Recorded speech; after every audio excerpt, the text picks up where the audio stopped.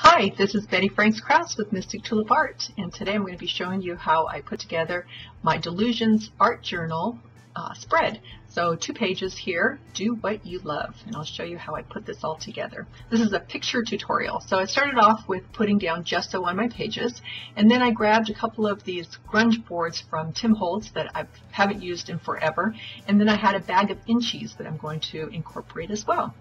So the grunge board is pretty heavy, so I got out my heavy gel matte medium and I put on quite a bit and spread it all around and got that put down, and was really trying to hold it down quite a bit while I was drying it.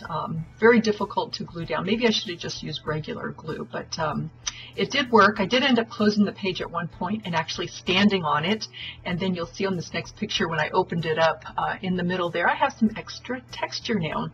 Alright, so I took my inchies and I kind of just placed them randomly here and there to create some kind of a pattern, and that was one way to use those up. And next I'm putting down some gesso just to give everything a nice coat of the white of the base coat so that I can put some color over it and it'll accept the color much better with the gesso. So here I've taken some purple acrylic paint and I watered it down, and I'm just spreading it over my 2 pages here. And then I'm going to be taking a baby wipe and I'm just going to wipe up quite a bit of it because I didn't want it to be so purple, but I wanted some of that purple to show through. So with a baby wipe, and if it dries, remember you can always spray it with your spray bottle and wipe it up.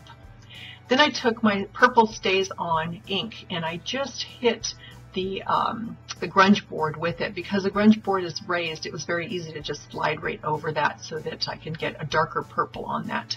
And that's what that looks like after I did both of those. And I like where it's kind of darker in some areas and lighter in other areas. It gives it that grungy look. Alright, then I grabbed another Stays On, and with my finger I added some green to all of the inchies that I had put down. And actually I didn't like that green. It didn't match my purple at all. I wanted a brighter green, so I went with this Apple Tart green and again put it on with my fingers. And before that even dried, I got out my spray bottle and I started to spray it down. And just moving it around, I picked up my art journal book and I let it drip down. I moved it from side to side. And then I let all of that dry after I did it a couple of times. And here's what it looks like after it's been dried. And I like that, just another layer of color. It looks pretty cool. Alright, next I'm going to do some stamping. So I got out my favorite script stamp and I kind of randomly stamped all over the place with some archival ink. And then also I've got another dot stamp that I put in the background. And there you go. There's the dot stamp, and again randomly just all over the place with my archival ink. Next up, I'm going to do a little bit of stenciling. Got out my favorite stencil brush and a few of my favorite stencils, like this diamond shaped one, and just randomly put it in several places on the 2 pages. And I like to, do a little bit in the upper, middle, lower, so that I can move around. And then also the same with this numbers stencil. Just put it in several places, sideways as well, to kind of give it a little bit of a different look. Next up, I got my Stabilo pencil, which is a water soluble pencil, and I outlined, and then I took my water pen and just watered that down. This is going to create a much more grungy look, and there you go. That's what it looks like. I dried that, and it's just gives it a really cool shadowy outline effect, and goes along with the grungy of the pages that I wanted. So I continued that with the inchies. I outlined the inchies with the Stabilo pencil, and then I took my water pen and I just added some water all the way around, and then I stood it up on its side so that I could let it run. And then I added some more with the pencil because you could see it kind of washed away with the spray of water.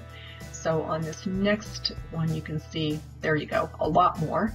And then I let that dry, and you can see once it's dried, it's not quite this intensely dark, although I really like this look. But here's the lighter version of it after it dried. And then you can see I did that on the left page as well, going the opposite way. So I flipped the book around so that it would drip the other way.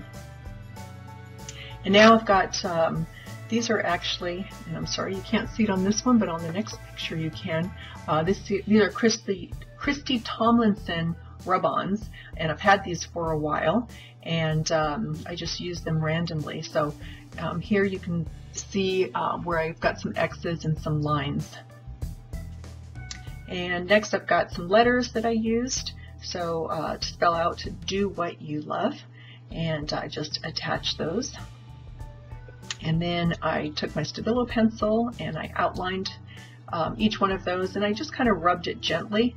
Rubbing too hard would actually move them around, so gently rubbed them. And then next I took the matte medium and I just tapped it, because as you know, the Stabilo pencil is water soluble, so I didn't want it to move, the black to move around too much on my page, so I just kind of tapped it on there to ensure that my letters would stay down.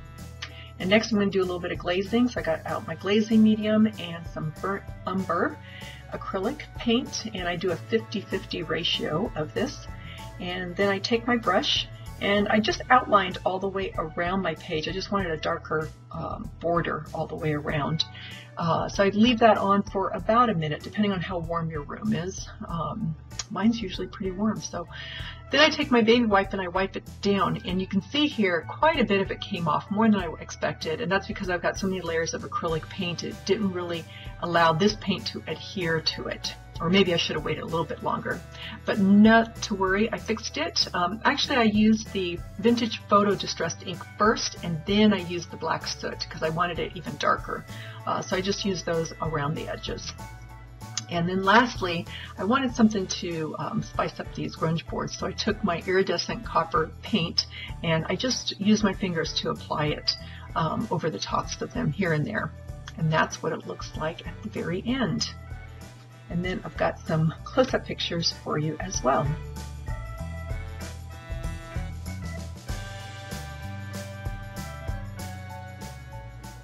I love all these layers that you can see here, and the drips as well. And I think the gold looks really cool. Here's some more drips and layering. Close-up.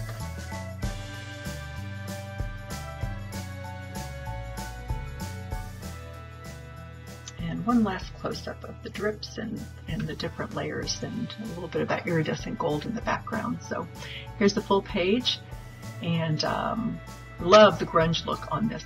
I love the way that turned out. So thank you so much for watching. If you like what you saw, please subscribe to my channel. You can also find me on Facebook at Mystic Tulip Mixed Media. Thank you. Have a wonderful creative day.